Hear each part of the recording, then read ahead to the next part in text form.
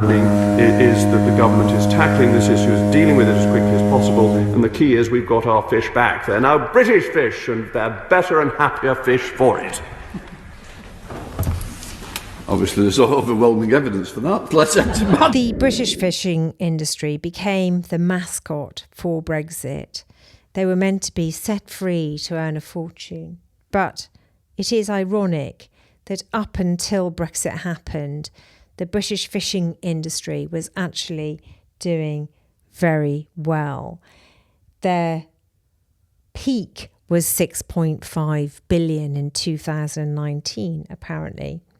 But since Brexit happened, it's blown a black hole of £1 billion in this industry. And they hope to recover these losses. Not sure how, because now that Keir Starmer hopes for a reset on Brexit, fishing is coming back to the central part of the negotiations, and the EU are obviously bigger, stronger, bolder than us, and we need them a lot more than they need us. Today, a fisherman's wife called into LBC to speak to Nick Ferrari and explained that her husband's business is losing £250,000 a year because of Brexit. Astonishing. Rebecca in Plymouth. Do you own a small business? Good morning. Good morning. Both my husband and I own businesses. I'm self-employed. We've been employed or self-employed our entire lives. Right. Never claimed a penny in benefits. Credit to you.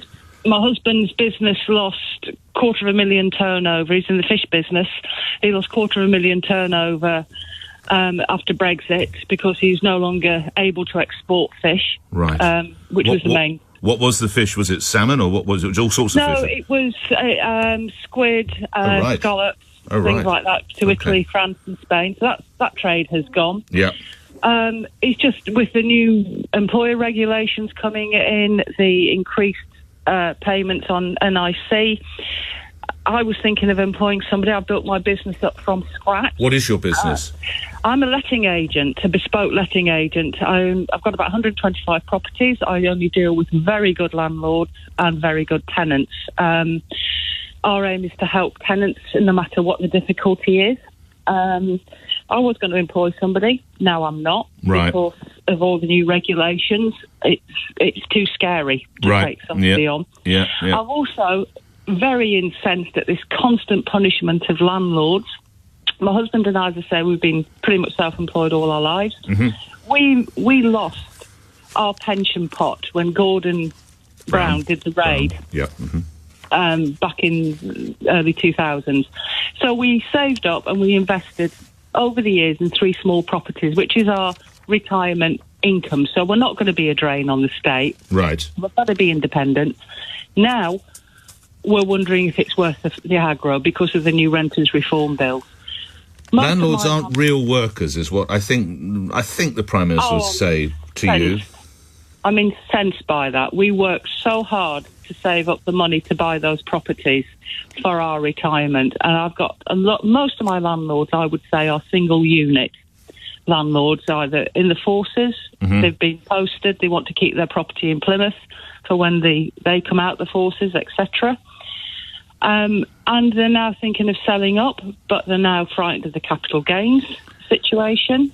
If I come back to your husband's business, how long can he carry on if he's losing that amount?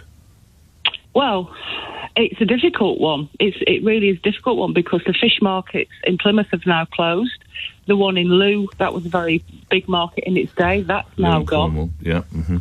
So now he's based in Looe still. They have to buy on Brixham Market. Our son works for him. He drives up to Brixham every day to bring the fish back. Okay.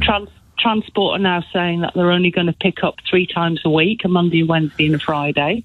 Lastly, I've got to get to the news, but how do you view Wednesday? The budget, that is. With dread. I absolutely, viscerally hate this government and what they are doing and the divisions that they are causing with their rhetoric. Rebecca, please do call me on Thursday when we'll be doing the reaction pieces, and I'm grateful for your input, but I do have to get to the news. And here, a quick reminder of the Queen of Fishing Brexit is June Mummery and that famous call with James O'Brien.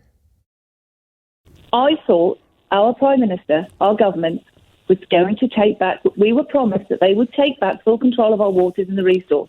If they had done that, James, we would be in a very different position.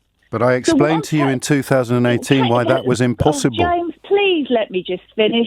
Well, right. OK, but so you're not making any sense, June. Oh, no, because you won't let me get this across. All right, so if only we just believed more. Yeah, well, what do you want to talk about? The fact that what we should have been, if we had taken back control, what part of this conversation can I get over? If we'd have taken back full control of our resource and the fish, we would be in a completely different position. And who would we be selling it to? Well, the biggest problem we have in our country, James, is that we should be selling it to our in our supermarkets instead of all the farmed fish that they sell. You know, bass from Vietnam. You know, prawns from dikes in Thailand. Yes. You know, that's something the government had. And was 5 years Brexit ever going to make any of that better? I mean, Norway sell their fish to 149 different countries. James, selling fish is not a problem. Where will we sell ours then? The problem is, pardon? Where will we sell ours? We'll sell it to France. We'll sell it to Holland. They'll need it. They've got big... You know what the problem James, is there. No, June, no, I will let you finish, but you can't sell it if you're not allowed to catch it. Well, we're talking about the deal. I'm going back to what should have happened, what we were promised. This is a big deal. You know, at the moment, Boris has lied about wallpapers and different things, but he lied to us. June, you made the promises to the British people. No, I didn't make... Yes, you did. You stood for office in Nigel's party. What did we promise? You promised that we'd take back control. People said that's impossible. You said no, it isn't, and here we are. Well, it isn't. It was not impossible. It was. But our government are weak and spineless and did not take back full control. If we'd have taken back and had the fish, we'd have sold it to France and Holland. They've got can't do that without a trade agreement. So they've got huge factories, James, and employees to pay. Where would they have got the fish from? Us. It's standard business sense, James. Don't try and make it look... Don't try and twist it. I'm not twisting anything. We can't sell fish that we're not allowed to catch. We're not allowed to catch... Well, listen, what I'm trying to say is we're quite happy as a coastal... as an island of catching our own fish in our waters and selling it. Yes, we're happy in our waters. But I explained to you 3 years ago that the massive majority of the fish that we sold, we were catching in other waters because we don't like to eat the oily fish. The reason we weren't catching it in our waters is because we weren't allowed to catch our fish. And now we're not even allowed to fish in the waters that we were allowed to fish in before, which is the whole point of today's story from Hull, isn't it, June?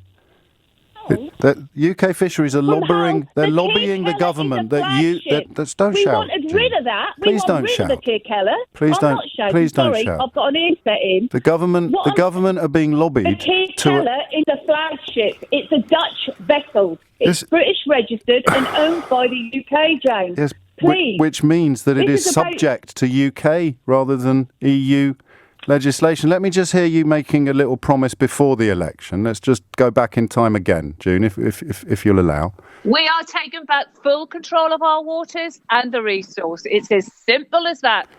See, that's a promise. Who broke it? Our government broke it, But James. you made it. What do you mean I made a promise? Well, I'll remind you again. Have another listen. We are taking back full control of our waters and the resource. It's as simple as that. We wanted to do. And what do you say to people who voted for you? What do you say to people who voted for you? Are you going to say sorry? Sorry, I didn't do the deal. Hang on, this is the promise you made. We are taking back full control of our waters and the resource. It's as simple as that. Wasn't simple, was it? Simple. Didn't happen, did it? Made it difficult. It's the most simplest thing that you could do. I sat in an office in Lowestoft with Boris, and he promised me we would take back full control of our waters. That is what he told me. And I told you that was impossible in March of 2018. I told you that was impossible in March of 2018, and you got cross about the facts and figures, didn't you? So anyway, before you go, I don't want to keep you from your meeting. On a scale of 1 to 10, how well is Brexit going for the fishing industry? Fishing industry, dreadful. A scale of 1 to 10. I don't know, really, James. I mean, I'm still working on it daily, but really, I know, but at the moment, scale of 1 to 10. 8. Badly. So, Bad. It's bad for us at the moment. With 10 as the worst it could possibly be, it's currently an 8. You know, I have to put £10 in a tin for charity every time I say I told you so in the context of Brexit, June. Well, yeah, but that's not quite right, is it? You've twisted Keith, that. Get the tin. June Mummery, I told you so. A new dawn. That's exactly how Brexit was sold to the people of Brixham. But for some here, it hasn't worked out that way. We mainly send through France, Belgium, Holland. The fish market is open and Ian Perks is buying. Almost all of his customers are in the EU, but nowadays to export fish there, you need to fill in forms. Ian says new customs rules are costing his business £300 a day. I feel we've been brainwashed. When the Prime Minister visited Brixham, he told Ian his business would boom after Brexit. Brexit has meant that we have to work harder for less money. We have to employ extra staff for the admin. I was the first one to put my hands up to say I'm sorry that I voted to come out of Europe. I really wish that we were still in it. You regret it? Oh, absolutely. The Centre for European Reform has modelled the economic performance of a UK that remained in the EU, using data from countries whose performance was similar to ours before Brexit. It then compared this with the actual performance of the UK economy since the referendum 6 years ago. It concludes that by the end of last year, our economy was 5% smaller than it would have been had we stayed in the EU, that investment by businesses and government was 13% lower, so too was goods trade, but services trade was 7% higher. How can you be so sure that this damage has been caused by Brexit rather than the pandemic?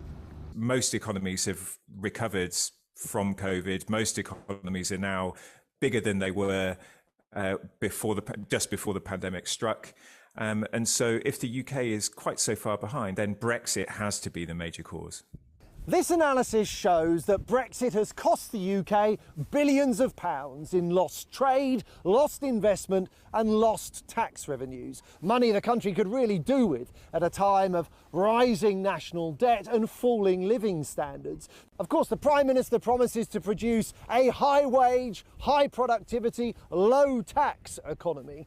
But the evidence suggests that Brexit so far has produced the opposite. For many people, of course, Brexit was about greater political independence, not economic growth, and Karen Morris has no regrets. How long were we in Europe? So, you've got to expect some sort of disruption. It's the price that's worth paying. Of course it is. In the long run, yeah. Our economy has been hit by a series of shocks in recent years. The pandemic and the war in Ukraine are the primary causes of the cost of living squeeze we now face. But the economic damage that Brexit has caused is becoming clearer and harder to ignore. Joel Hills, ITV News in Brixham. Fishing and farming, the official sacrificial lambs of Brexit, thrown under the Brexit bus, but ultimately your food. And that's why we need to ensure that we get rid of the Brexit trade barriers to protect our food security.